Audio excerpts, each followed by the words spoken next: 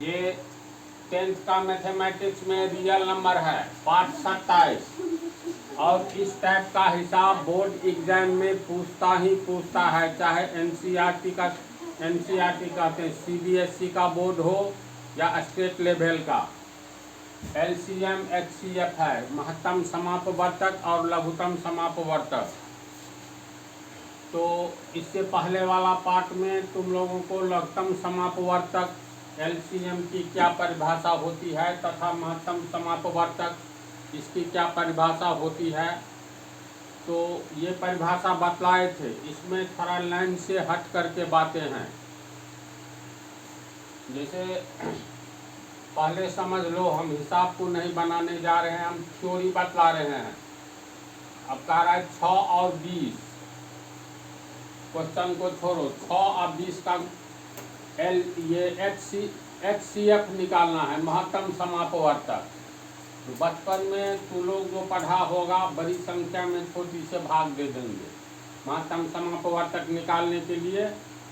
तो 20 में 6 से भाग देंगे तो 6 का 18, 2 बचा, ये 6 यहाँ आएगा, 2 तिया 6, भाजक आंसर होता है। तो 6 एवं 20 का एचसीएफ यानी महत्तम समापवर्तक, मौ से महत्तम, 100 से समापवर्तक, संक्षेप में मौ100 कहेंगे। लघुत्तम समापवर्तक ल और 100 लघुत्तम समापवर्तक, समझा। तो 6 और 20 का महत्तम समापवर्तक कितना हुआ? 2 होगा ना। एक तरीका ये हुआ।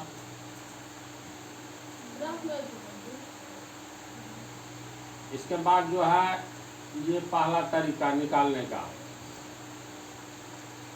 दूसरा तरीका बतलाए थे, महत्तम समापवर्तक की परिभाषा के अनुसार दी गई संख्याओं का महत्तम समापवर्तक वह सबसे बड़ी उभयनिष्ठ यानी कॉमन संख्या होती है जो दोनों को पूर्ण रूप से विभाजित करती है। पिछले पाठ में ये सब हो गया है, रिपीट नहीं करेंगे।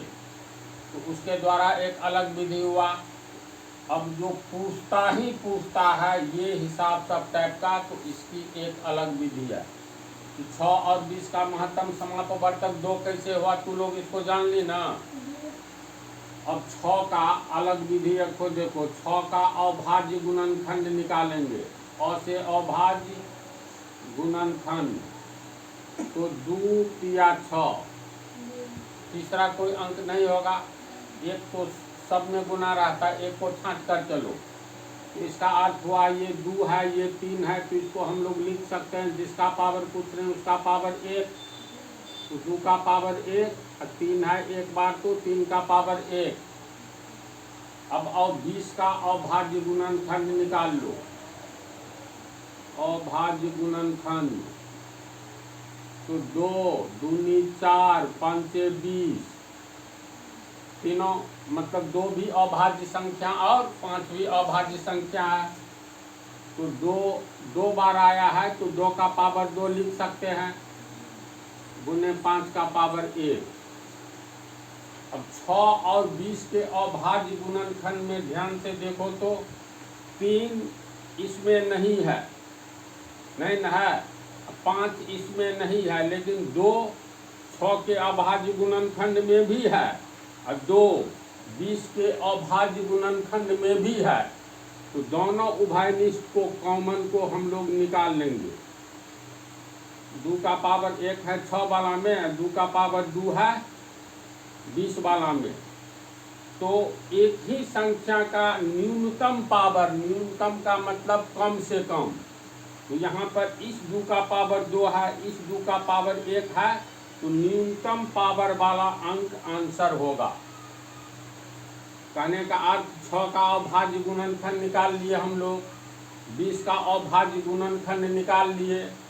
तो इसमें 2 आया है 6 में एक बार, तो 2 का पावर 1, 20 में 2 आया है 2 बार, तो 2 का पावर 2, ये 3 दूसरे वाला में नहीं है और ये 5 पहले वाला में नहीं है, तो जो 2 दोनों में है, तो 2 हो गया कॉमन गुणनखंड। इस कॉमन गुणनखंड में लोएस्ट पावर वाला दी गई संख्याओं का HCF कहलाएगा, महत्तम समापवर्तक। निकाले हैं 2 है ना, तो इसमें क्या होगा, आंसर में 2 का पावर 1 यानी ये दोनों का 6 एवं 20 का HCF होगा 2 का पावर 1 यानी 2। और उदाहरण देखते जाओ। अब मान लो तीसरा उदाहरण लेते हैं।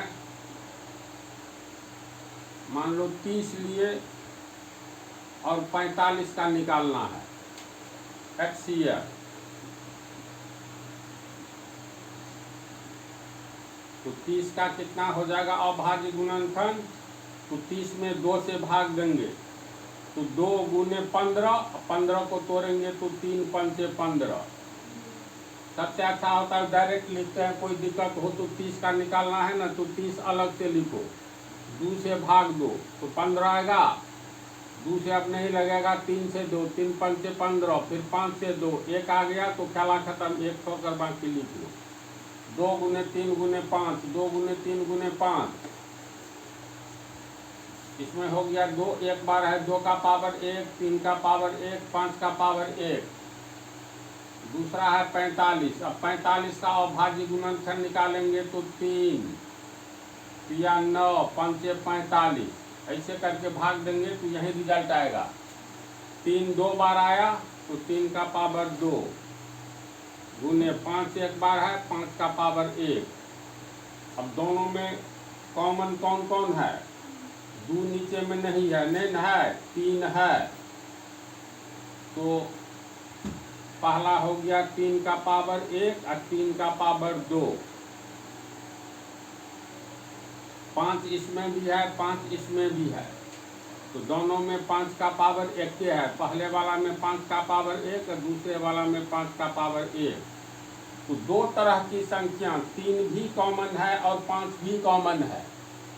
ये दोनों 3 में जो है 3 का पावर 1 और 3 का पावर 2, तो ये छोटा वाला हुआ तो छोटा पावर वाला ले लो, तो 3 का पावर 1 का गुना ये 5 में देखो दोनों का पावर समान है तो 5 का पावर 1। अगर यहाँ ज़्यादा कम बेसी में कम वाला लेना है, इतनी बात को तो लोग समझा बोल। 30 का अभाज्य गुणनखंड ये, 45 का हो गया ये, देखो 3 कॉमन है और 5 भी कॉमन है, तो कॉमन संख्या दोनों में से छांट लेना है।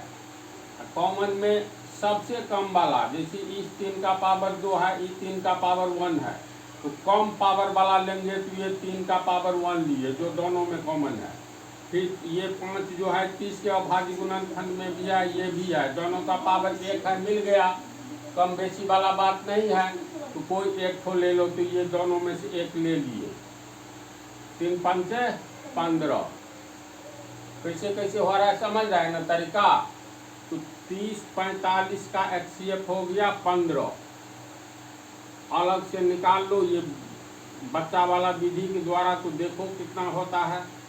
45 में 30 से भाग दो, 30 एक 30, 15 बचा, ये 30 हुआ, 15 दूनी 30, कट गया, 15 आता है ना आंसर। अभाज्य गुणनखंड विधि के द्वारा भी आता है। तो सब उदाहरण में यही बात क्लियर होना चाहिए। जैसे अब दूसरा लो, चलो एक 75 लेते हैं, दूसरा ले लेते हैं बड़ी संख्या में 120, इसका निकालना है तो कितना होना चाहिए।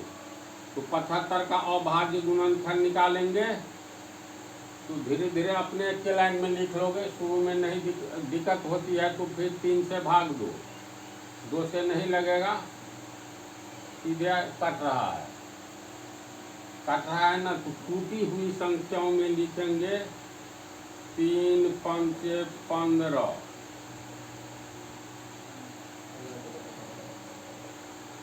75 में पहले 3 से भाग देंगे तो 25 आएगा, 25 में किससे भाग लगेगा, 5 से, 5 है 25, फिर 5 से भाग दो, 1 आ गया, 1 आया तो छोड़ दो, 3 गुने 5 गुने 5, 3 गुने 5 गुने 5, इस तरीका को अपना लेना है शुरू में। ट्रेंड हो जाने पर तो डायरेक्ट तोड़ते चले जाओगे, सब अभाज्य संख्या ही आएगा। ये हो गया 3 का पावर 1 गुने 5 का पावर 2। 120 को तोड़ेंगे तो ऐसे ही तोड़ेंगे। 120 में 2 से भाग देंगे तो 6 दूनी 12 60, 2 से भाग दो 30, 2 से भाग देंगे 15, अब 3 से लगेगा, 3 5 से 15, 5 से लगेगा 1 आ गया तो 1 2 3, 3 को 2 आया, फिर 3 5,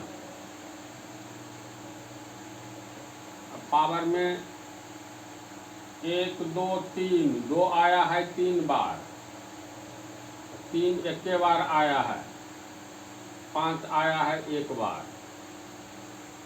अब दोनों के अभाज्य गुणनखंड में से कॉमन गुणनखंड निकालेंगे। तो दोनों में कॉमन कौन है? 3 इसमें है, ये 3 है और 3 है। 3 का पावर इसमें 1 है, इसमें भी 3 का पावर 1 है। 5 है, इसमें भी 5 है, इसमें 5 का पावर 2 है, इसमें 5 का पावर 1 है। तो 3 और 5 दोनों में कॉमन है, तो कम पावर वाला लेना है। तो इसका तो एक समान है, तो एक को छांट लो 3, 5 का पावर 1 का 2 अधिक वाला है तो कम वाला लेना है। तो ये हो गया 5 का पावर 1 यानी 1, 3 5 15। इसका आंसर कितना हुआ? का HCF 15। कैसे निकाल रहे हैं? तरीका को उदाहरण देने का अर्थ है उदाहरण के द्वारा समझ जाओ, तब एक परिभाषा देंगे, कुछ उदाहरण दे देंगे। तो हम लोग क्या क्या काम कर रहे हैं? खाली अभाज्य गुणनखंड निकाल लेते हैं। अभाज्य गुणनखंड में एक ही तरह की संख्या रिपीट होगा तो पावर के रूप में लिख दो। तो 2 3 बार आया है तो 2 का पावर 3, 3 एक बार है, 5 एक बार है। पहला में भी देखो 3 1 बार और 5 2 बार, कुछ विशेष काम नहीं करना पड़ा।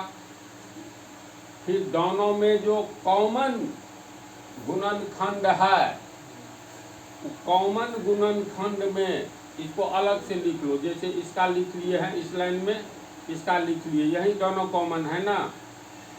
2 तो नहीं है इसमें, तो 2 छट गया, कॉमन वाला निकाल लो दोनों में से, और लोएस्ट पावर कम पावर वाला को गुना कर दो। तो इधर ये बात है बराबर 1, इसको गुना कर दो, कम पावर वाला है 2 है, तो 3 5 से 15 आंसर। किसी भी अभाज्य गुणनखंड के द्वारा इसमें दिया हुआ है 6 और 20 के अभाज्य गुणनखंड विधि से HCF और LCM निकाले। अभी HCF सीख रहे हो तो मेरे अनुसार तुम लोगों को दिमाग में बातें आ गई होगी। तो एक उदाहरण तुम ही लोग बोलो तो, जैसे मान लो कोई बड़ी संख्या ही ले ले। अब एग्जाम में किस टाइप का देता है उसके अनुसार हम लोग 100 से ऊपर वाला कोई संख्या ले लेते हैं। चलो एक ले लेते हैं 160। दूसरा संख्या 200 से ऊपर 225। जैसे 160 225 का HCF कैसे निकालेंगे?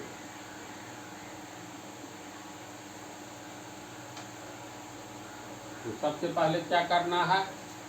दोनों का अभाज्य गुणनखंड निकाल लेना है।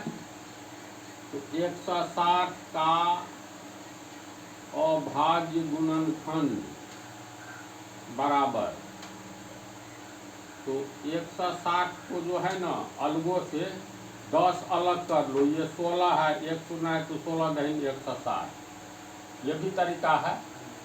फिर इसको तोड़ो, 4 चौका 16, 2 पंचे 10, फिर 4 टूटेगा 2 गुने 2, 2 गुने 2, ये बचा 2, टूट गया। इसको भी अपना सकते हो। और ये तो 160 2 से भाग लगेगा, 16 है तो 8 दूनी 16, 1 0, 2 से भाग लगेगा 4 दूनी 8, 1 0। 2 से भाग लगेगा 20, 2 से भाग लगेगा 10, 2 से भाग लगेगा 5, 5 से भाग लगेगा 1। कितना आ गया? 1 2 3 4 5। तो 2 का पावर 5 लिख देते हैं डायरेक्ट। समझ गए न सब? 5 एक बार आया है तो 5 का पावर 1। अब 225 का निकालो, अभाज्य गुणनखंड। 225 जिसमें अंत में 5 रहे। देखो ये सब बतलाया हुआ है। तू लोग लड़की जाती है, भुलाने में माहिर है। तू लोग रे गधा, लड़का होते हुए भुला गया होगा। जिस संख्या के अंत में 5 रहे वह 5 से ही, मतलब 5 से कटेगा ही।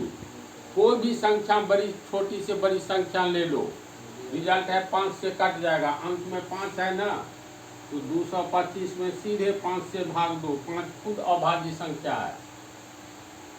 तो कितना होगा? 545 होगा ना? 500 का 20। फिर इसमें अभी 3 से भी भाग दे सकते हैं ना। तो 5 से इसलिए नहीं दो, 5 से छोटी संख्या 3 से। इसमें 3 से लग लगता ना, लग जाता। तो चलो 5 भी अभाज्य संख्या है। अभाज्य संख्या 5 से भाग दो ना, 5 ना में 45। अब 3 से भाग दो, छोटी संख्या बाद में आया तो नहीं अंतर पड़ता है। 3 या 9, 1 हो गया फाइनल। 5 2 ठो है तो 5 का पावर 2, 3 2 ठो है तो 3 का पावर 2।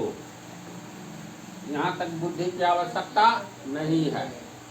अभाज्य गुणनखंड थोड़ी सी बुद्धि चाहिए। अब दोनों में उभयनिष्ठ क्या क्या दिखाई दे रहा है? ये दिखाई दे रहा है ना? तो उभयनिष्ठ संख्या को छांट लो। और दिखाई देता तो इसको भी छांटते। तो इसको छांटो, 5 का पावर 1, 5 का पावर 2। छोटा पावर वाला है ये, तो यही आंसर होगा। यानी इसका HCF बराबर 5। कैसे कैसे कदम उठाएंगे? अभाज्य गुणनखंड में से कॉमन संख्या को छांट लेंगे। कॉमन संख्या में से छोटा पावर वाला को गुना कर देंगे। इतनी ही बात है, कोई विशेष बात तो है नहीं। तो ऐसे भी निकालो तो 5 आना चाहिए। तो चलो 225 में 160 से भाग देंगे।